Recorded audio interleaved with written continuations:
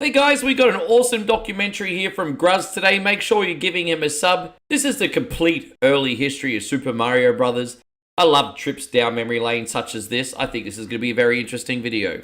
Super Mario Brothers was a fantastic game. Commercially, it was the best-selling game of its time, with over 40 million copies sold on just the NES. Yeah, wow. And I don't know if that's 40 million copies like ever, or if that was around the time period, but let's just say they sold half of that in the 80s and early 90s, right?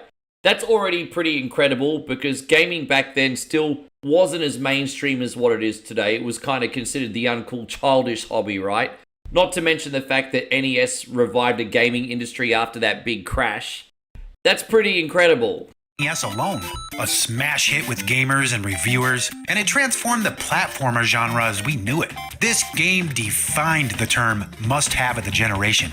Nobody had ever seen anything quite like it.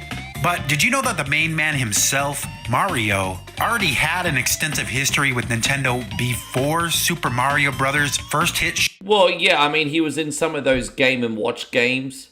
And he was also Jumpman and Donkey Kong. He had the arcade game, which was also awesome. There might be some other things here that we don't know about. Could be interesting. Shelves. In fact, Mario was such a well-established character that he had already appeared in more than 18 games before hitting it big. 18 games before Super Mario Brothers. So, okay, these are the ones that I know. So you have Donkey Kong. I think he made an appearance as well in Donkey Kong Jr., didn't he? I don't know. Anyway, Mario Cement Factory for the Game & Watch. Mario Brothers Arcade. That we're not even up to a half dozen yet. In the famous Super Mario Bros. Platformer. These were awesome games too. But some of these were very obscure, to the point that some of the biggest Mario fans probably don't know these exist. In this video, we're gonna jump. They did include Mario Cement Factory. I saw that little clip there. Around the Mario timeline, and I'm gonna show you all of the major releases of each game Mario showed up in before he was an international superstar. Right. With the release of Super Mario Bros. On the Famicom and the Nintendo Entertainment Oh, this System. is more interesting than I thought it was gonna be. The first appearance of Mario can be traced back to the arcade game Donkey Sure, Kong. It was 1981. released in arcades back in July of 1981 as a way to break into the North American video game market. In Donkey Kong, you control Mario as you navigate around a construction site to rescue Mario's girlfriend Pauline from the clutches of the angry Donkey Kong. You know, it was so cool that even though this is a single screen platformer, you did have a few different instances per loop. So even though it was a single screen platformer, it always felt like you were doing something different. And a pretty unique gameplay style given the limitations of the time period, I think. Originally, Mario was known as Jumpman, and his girlfriend was known as Lady. In the original story, Lady? Donkey Kong was mistreated by Mario, and that's why he's so mad in this game. Paulino The game's got or something. 4 screens in total, with each screen representing 25 meters of the building that Donkey Kong has climbed. Today, we'd probably think of a game with only 4 screens as being tiny, but this was actually a very impressive release for its time. Yeah, I agree. Like I said, at least between every instance, you're always doing something different. And the game is quite fast-paced. Like, getting through a whole loop won't take you more than half dozen minutes, right? So, yeah. First screen is the most iconic of the game. It's a 7-story construction site filled with crooked girders and busted ladders. You've got to make it all the way to the top, avoiding barrels, oil drums, and Come down those damn fireballs. ladders. The next screen is a very unfinished structure with elevator platforms and floating girders. You've got to hop around and avoid fireball baddies and bouncing springs. The next screen is a 5-story structure that is commonly referred to as the cement factory. Ah, yeah, right. See, this looks a little bit different to the NES version. Neat. I need to play the arcade one more. I probably won't last more than 2 seconds, but Or pie factory. In this one, you've got to avoid the pies and make your way to the top conveyor belt where Donkey Kong is. Now the There are only 3 final levels in ladders the will NES move up and down, so you've got to time your ascent accordingly. The final level is Yeah, a this is the showdown one. with So they Donkey skipped the Kong, third where one. you've got to run around a structure, avoiding fireball bad guys and removing the rivets so that the whole building will fall and topple Donkey Kong. After you do this, you're satisfying. reunited with your girlfriend, and the game loops over again, getting a little more difficult. I mean, that's real love right there. Like, going through all those health and safety issues in, like, the construction site, risking death every second in order to get the girl back. I just hope she's grateful afterwards and perhaps makes Mario a sandwich. I hope that ended up happening. This game was the first huge success for Nintendo in America, both financially and critically. It was one of the most popular arcade games of all time, creating new franchises for Nintendo, getting its own TV show, breakfast cereal, and several other follow-up games. This was awesome. This is one of the first ways I remember playing Donkey Kong, and forgot that Mario was supposedly in this too. I can't remember how my auntie had this. She may have borrowed it off a friend, or maybe Nana was just buying these for her or something. I don't know. But I remember my auntie had a whole pile of these in her house when she was about 14. And, oh man, I just used to have so much fun playing these things. I thought having a double screen to play a game and watch was more high-tech back when I was like 4 or 5 years old than what it actually was. I had so much fun playing it. I would see the kids bringing them to school. They're a highly collectible piece too now. Apparently these are worth hundreds of dollars if you're trying to buy one on eBay now too. But what a great memory. Also worked as a watch and an alarm, and I mean, it doesn't seem like such a big deal today with smartphones and stuff, but this was an advanced piece of technology. Year after Donkey Kong first hit the arcades, Nintendo developed a portable version of the game. This is the Donkey Kong Vertical Multi-Screen Game & Watch. The Game & Watch series of electronic handheld games were very interesting. In this series, Nintendo would take more risks and try different ideas for their games. They weren't just straight copies of the arcades. There were a lot of fun Game & Watch consoles released. Thankfully, and most of them did come out before the NES, to be fair, although they were trying to milk these and palm these off up until the early 90s in Australia as well. I don't know about the United States. They did outstay their welcome a little bit, but in the early 80s before the NES, these were a fun way to pass the time. Days we can emulate them in MAME, and very accurately at that. The objective of this game is to jump over the barrels and make your way to the top of the screen and rescue presumably your girlfriend Pauline, just like in the arcade. The biggest difference with this version is that when Mario reaches the top of the screen, you need to pull the lever on the left to make the hook on the crane on the right swing back and forth. Are you suppose that's supposed to be Mario though? I think that character was in a few of the other NES Game & Watch games, if I'm not mistaken. I'm guessing, I mean, I'll have to read the manual. Maybe it's assumed it's Mario. Maybe he had a different... Are we just assuming it's Mario? Maybe it's not Mario. Maybe because Donkey Kong in the arcade came out first, we're thinking, okay, that's just Jumpman as well, and Jumpman is Mario. So I don't know if it actually is, or if we're just going to assumptions here. Then you need to get over there and jump so that you land and grab onto the hook, which then lifts you up and allows Mario to cut one of the wires holding Donkey Kong up. Then really it's pretty like Mario, much rinse and repeat, and the game loops indefinitely until you lose all 3 of your lives. The direct sequel to the original Donkey Kong arcade was Donkey Kong Jr., released the following year in 1982. Here you play as Donkey Kong's son, Donkey Kong Jr., with the goal of rescuing your father, who has been imprisoned by Mario. Yeah, playing as the monkey now was a nice little twist on the genre. So, you know, before Mario was the hero, now Mario's the villain. I like that. I like twisted video games, especially so early. Objectively, I think a lot of people find Donkey Kong Jr. to be a better game. I'm a bit vanilla ice cream Dairy Queen, if you know what I'm saying. I like the original one a little bit more. Which Donkey Kong game did you guys like the best? This is one of the few games where Mario is actually the bad guy. Just like the original game, there are 4 stages here as well. In the first stage, you've got to climb vines and avoid being bitten by these enemies called Snapjaws. These guys can travel on both the ground and they can climb around on the vines.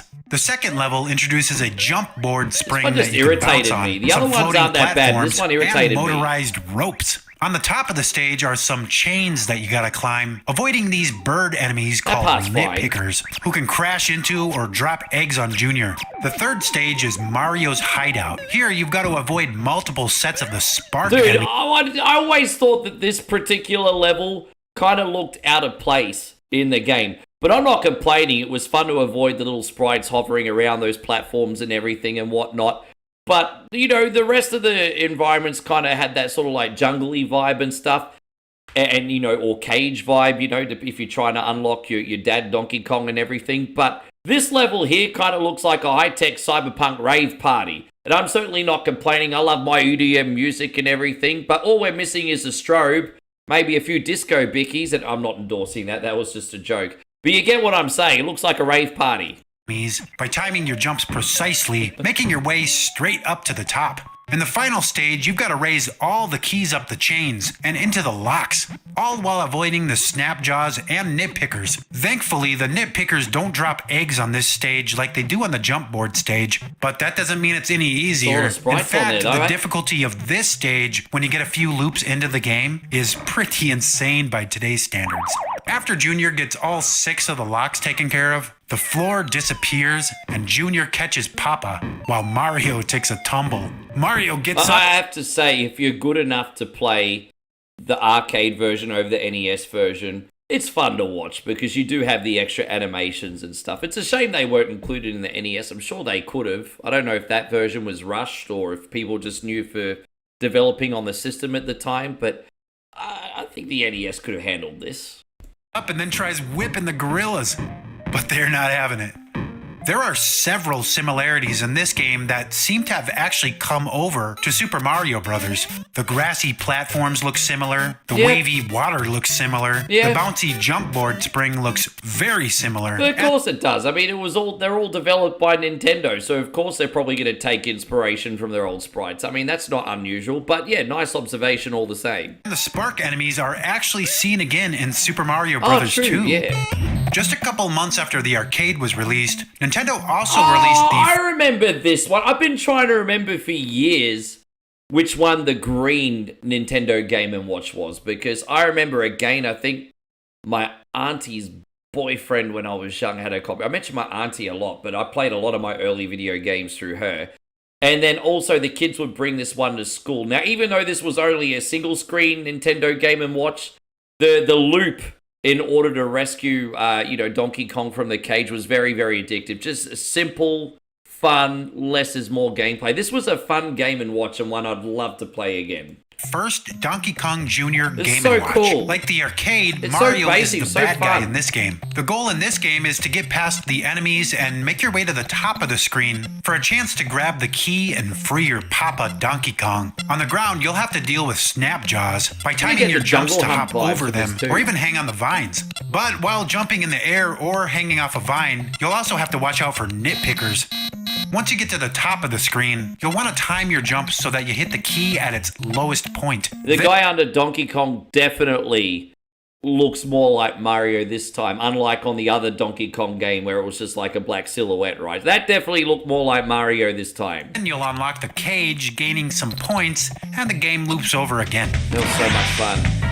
The following year, in 1983, there were 2 more portable variations of the Donkey Kong Jr. Game & Watch released by Nintendo, a tabletop version and a more rare panorama version. Both are largely the same game, with the same graphics and gameplay, Wow! So it's like one of those LCD games, but they've just basically colorized LCD. So this is really interesting. I don't think I've seen these before. I've like seen the little mini cabinets and stuff, I think in movies. And I think some friends like may have brought them to school in like the late 80s and stuff. But I was like only half paying attention, if that makes sense. Surprisingly, because I love video games. But interesting. This looks really neat. In a different form factor. This version is a bit more in-depth with the gameplay. At the beginning, you've got to grab the key and bring it through the stage and all the way to the lock that Donkey Kong is flailing. Along the way, you'll have to avoid several nitpickers and balance yourself on a parasol floating downwards and a balloon floating upwards at the end of the stage. Once you unlock one of Donkey Kong's chains, you have to make your way back to the beginning of the stage to get another key and do it all over again. The game loops after you get all the chains unlocked. Even though there's no snap jaws in this version, in my opinion, it's a much more difficult game than the original Game & Watch version. Yeah, and don't forget, these games are so limited because these Game & Watch games kind of have like those little LCD sprites.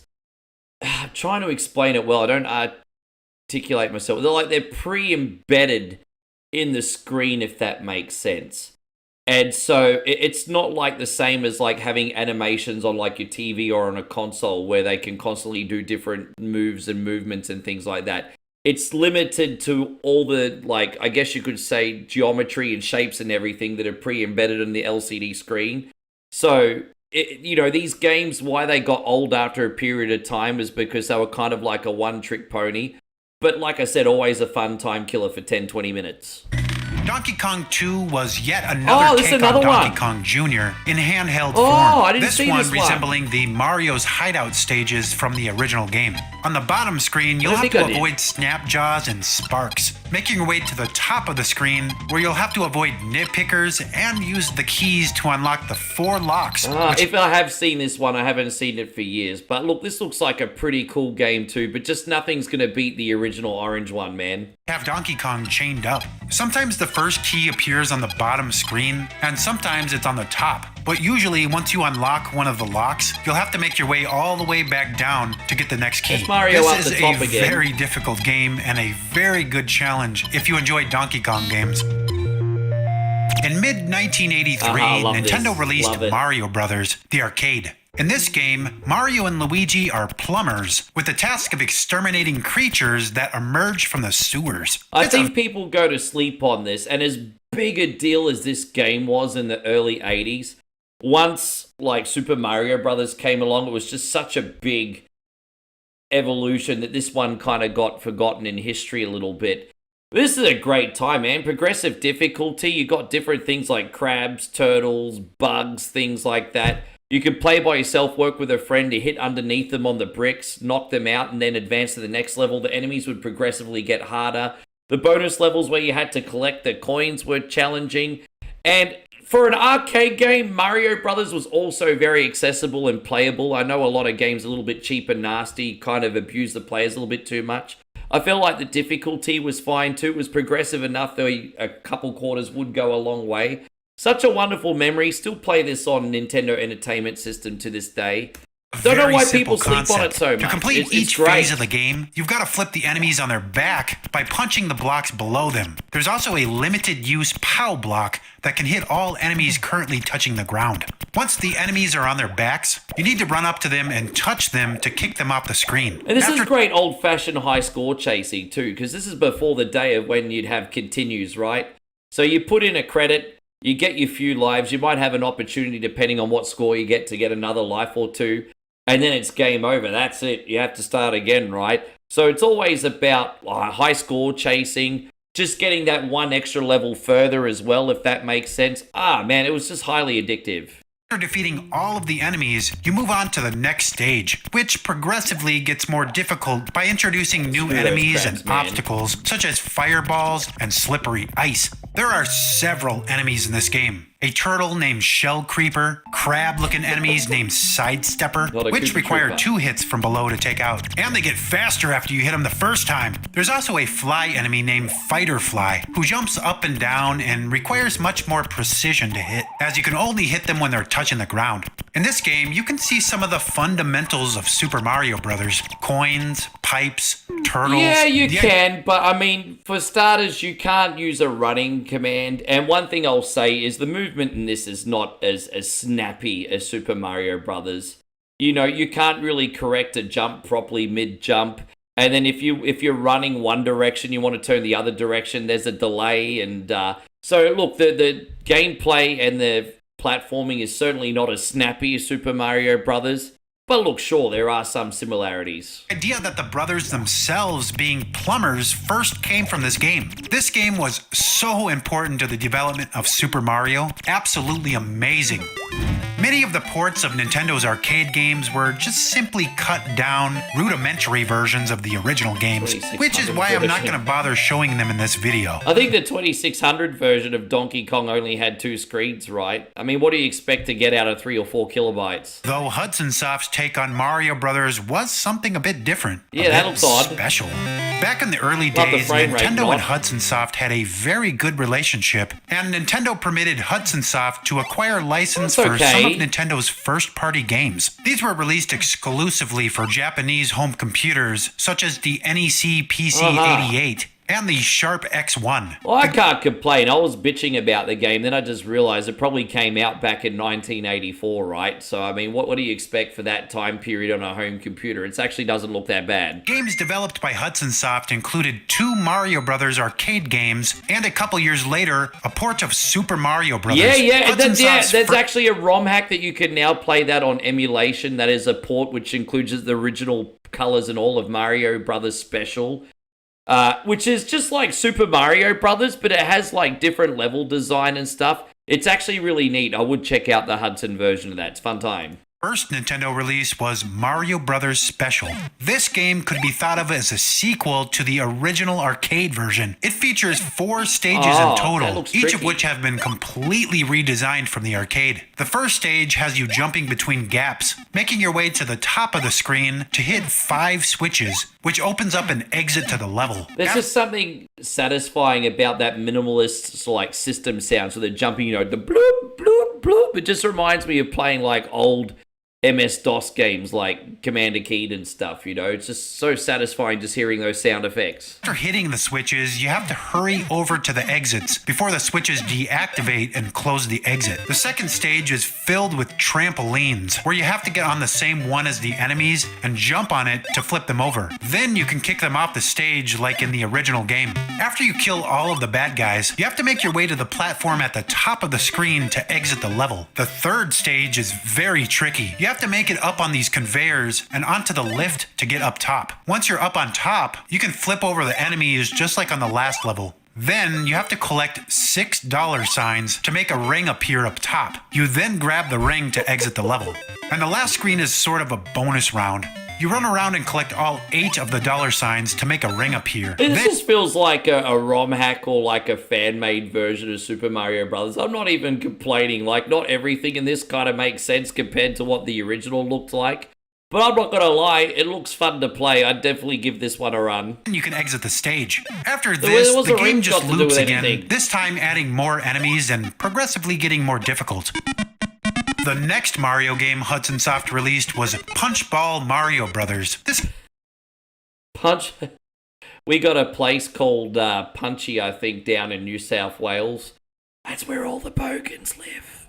Game was pretty similar to the arcade version, except the level layout has been changed around a bit here, and the enemies don't exit the stages through the sides anymore. Here they drop into this pipe, which is essentially a pit. You don't want to go down in there.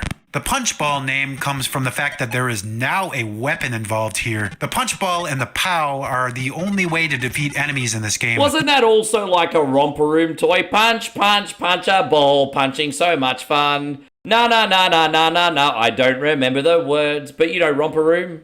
I don't know if you had that in the American romper room. The Aussie one might have been different. You can't hit them from underneath like the original game. As you get further into it, the stage design becomes more difficult, with moving platforms, as well as slippery frozen ones too. The controls aren't the best in this game. There's only a single button to control jumping and throwing the punch ball, which makes this game exceedingly difficult until you get used to that. In early 1983, Nintendo released Mario Brothers, the horizontal multi-screen Game & Watch. Okay. I was going to say, I don't ever remember seeing the horizontal Game & Watches before, only the vertical ones. However, these interesting looking red buttons to use as the D-pad here are kind of giving me deja vu. So I'm trying to remember if it was this game that I've seen before or another game that has used them. But very interesting. Only an up and down command, apparently. The handheld version is a much different game than the arcade game. Here, you've got to control Mario and Luigi, who are working in a bottle factory and need to load up trucks with packages of bottles. On the right side of the screen, you control Mario, who takes the bottles out of the machine and loads them onto a conveyor belt. This kind of looks like some Laverne and Shirley shit. I'm just saying. And sends them over to Luigi on the left. You've got to control both characters and intercept the bottles, raising them up and up on the conveyors until you reach the top of the screen where Luigi will load them onto a truck. This is a very fun game that can get pretty challenging when there are a ton of bottles going back and forth on screen. If you screw up and drop the bottles, the boss will come out and yell at you. It's like Life Simulator. I mean, if it wanted to I mean, I'm not going to simulate work. I'm just going to go to work again. What is it now in this day and age with like life simulators? You now got like farming simulator, construction simulator, factory simulator, you know, whatever other freaking simulator you can think of, you've got it, right? It's just like, I mean, maybe as humans, we just take satisfaction in comfort or something. It's like, oh, geez, you know, after a hard day like making deliveries, let's go home and do Truck Simulator. It's like, I'm not going to lie, I really enjoy these games. I find them fascinating and fun community building activities in the right circumstances. But just going home from a hard day's work to simulate a job, I'm just like, what the fuck, man? How did we get to this point? If you drop the bottles 3 times, you'll get fired and the game is over. Fun fact about this one, this is technically the first appearance of Luigi. Nintendo didn't even get this one right. Nintendo claims that the arcade version of Mario Brothers was Luigi's first game, but this game came out before the arcade release, so technically it is the first Luigi game. It's thought that perhaps Nintendo considers the arcade version the first appearance because it was in development before this Game & Watch. The next game released was Mario's Cement Factory. This had 2 releases, the original tabletop version and a wide... see, this is the one that I had. And I think I got my copy of this either in late 1989 or early 1990. I already had my NES at that point, and I had about $40 of Christmas money, I think, for my granddad. And I went to Indooroopilly Shopping Centre in Brisbane, and I walked past this little kiosk that sold all the Game & Watches. They were in the middle of the mall at the time. And I was like, Mom, can I have that? Yes.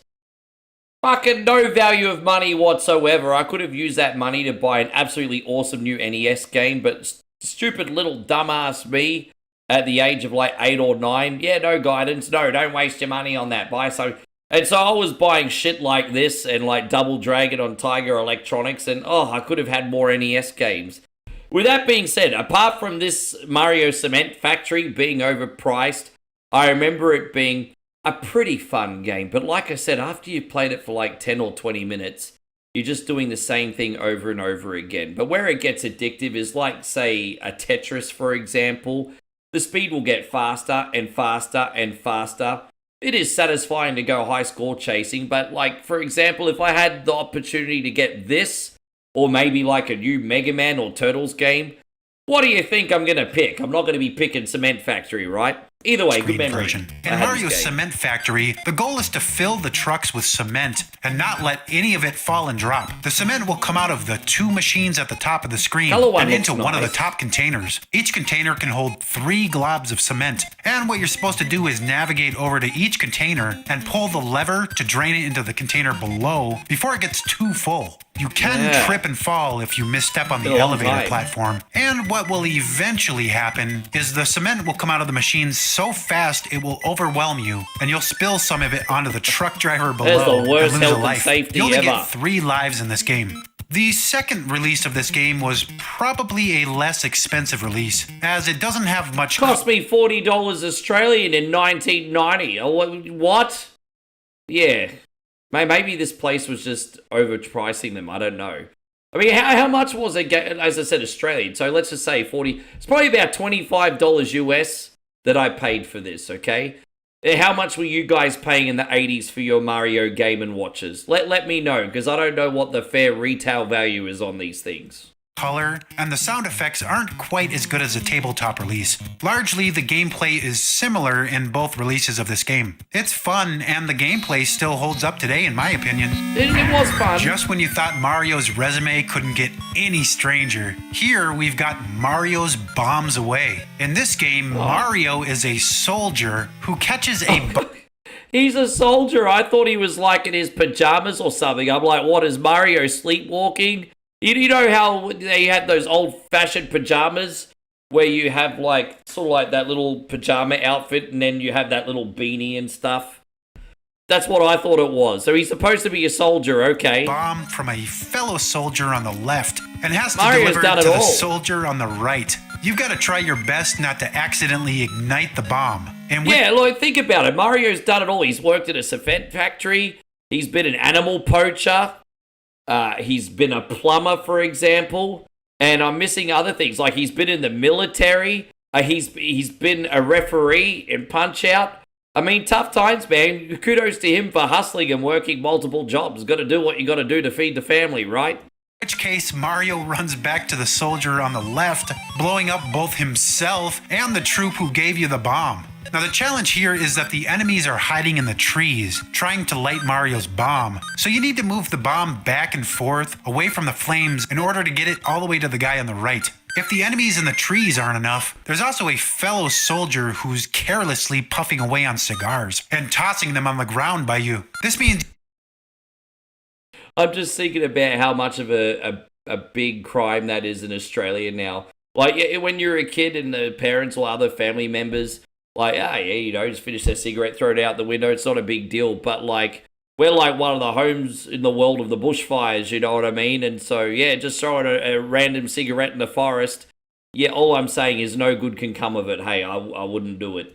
You've got to lift the bomb up and avoid the fire hazard on the ground as well. This game is insane. It really does feel like it's from a different time period. There is no way Nintendo will ever make anything like this again. It's so comically violent and inappropriate by today's Nintendo standards. I love this one.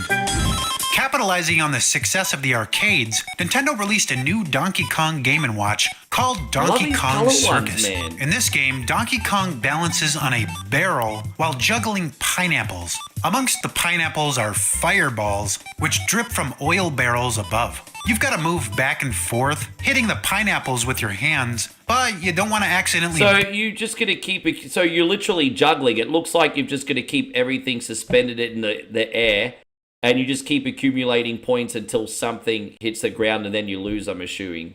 That's pretty cool. I like the concept of that. Just something in this level of simplicity looks like something I would have loved to have played. Burn your hand by catching a fireball. If you get burned or drop a pineapple, you lose one of your 3 lives. And then Mario jumps up and down, pointing and laughing at you. Yeah, stupid this monkey. This game was actually an alternative release of a rare Mickey Mouse Game & Watch, which featured the same gameplay, except here the pineapples are batons, and the fireballs are flaming batons. When you miss or get hit in this version, instead of Mario laughing at you, you've got Donald, who actually looks very concerned. Yeah, but you see, Donald hates his life. We're not going to digress too much, but the guy works hard in a dead-end job and just goes home to Daisy Duck yelling at him and telling him he's not good enough every day. So, of course, he wants to see someone else's pain for some little joy in his life. I know, it's a bit dark, but I'm just saying. The final Game & Watch featuring Mario, which came out before Super Mario Bros. Anyways, was Donkey Kong Hockey, one of the few 2-player Game & Watch titles. Yeah, so I think these Game & Watches, if I'm not mistaken, were the ones that include like little mini controllers. So you'd have one for player 1 and then another for player 2. I've seen a couple of them. The one that I think I did see a Donkey Kong one or something. The one I remember was a boxing one. My uncle had it, probably still has it. So you have a little controller and you're playing like a boxing game and you can play a friend as well. I only think a handful of these came out, but I haven't seen this one before. In the one-player mode, you use the first controller to play as Mario, who's up against Donkey Kong in a game of hockey. In the center of the stage, you'll see a couple circular-type things called crazy spots. If the puck passes through a crazy spot, it'll increase the speed of the puck and change its direction. This game is well programmed and has some very interesting features, like how the puck has friction and slows down the further it travels, or how you hit it harder when your shots are well timed.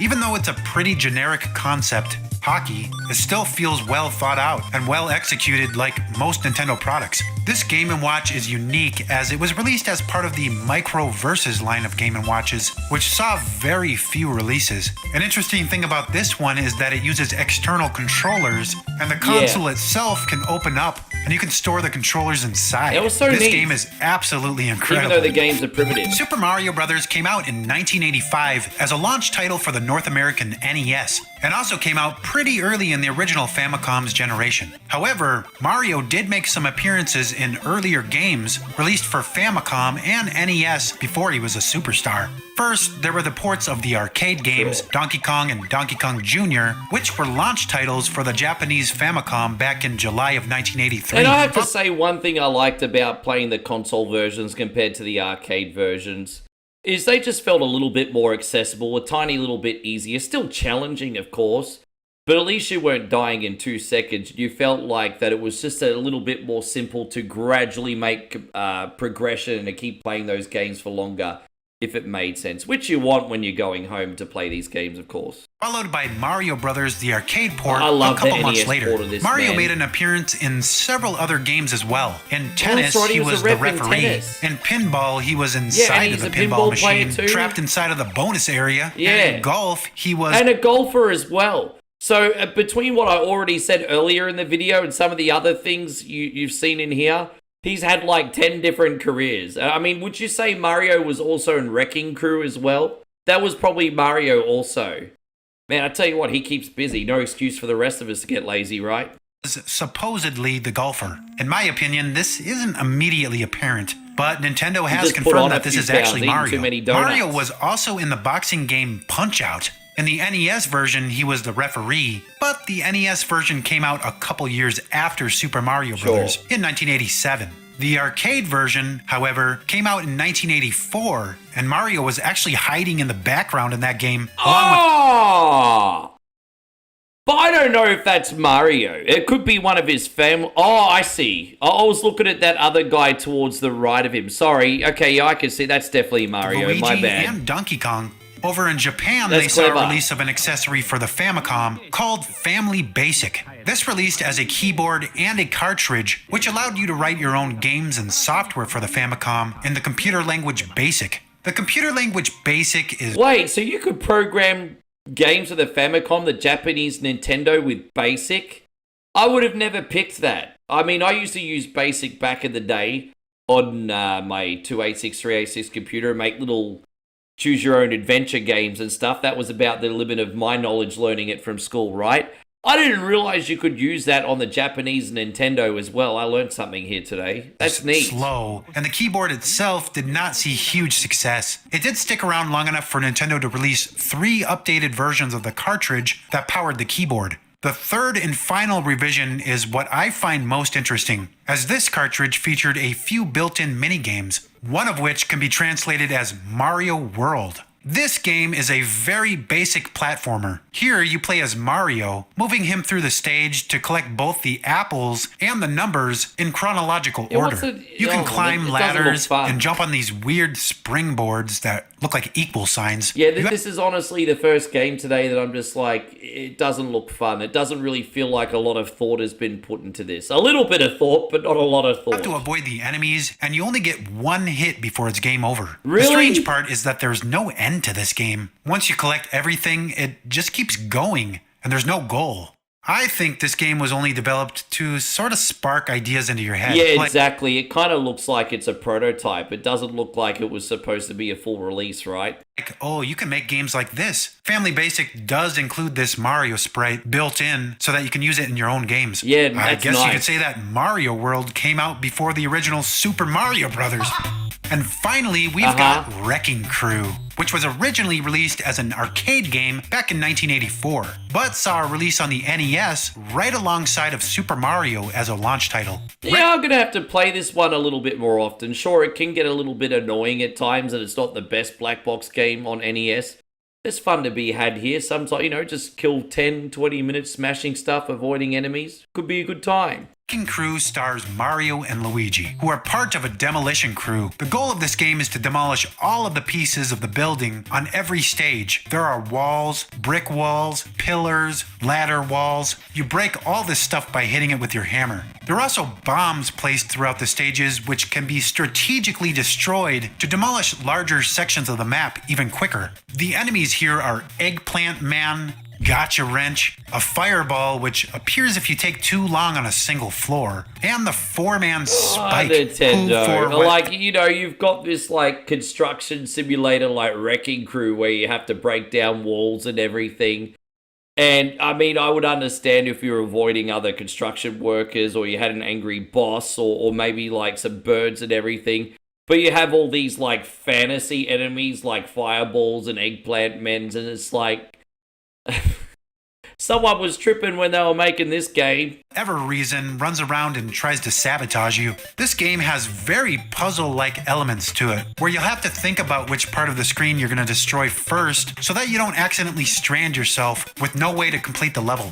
Wrecking Crew was the final Mario game released before Mario hit it big as an international superstar with one of the best-selling games of all time, Super Mario Brothers. Yeah, man, and like I've said in another video, 1988 Mother's Day, visited my grandmother, was supposed to give her quality time, and she's like, oh, your auntie got this new Nintendo, would you like to check out Super Mario Brothers? I'm like, sure.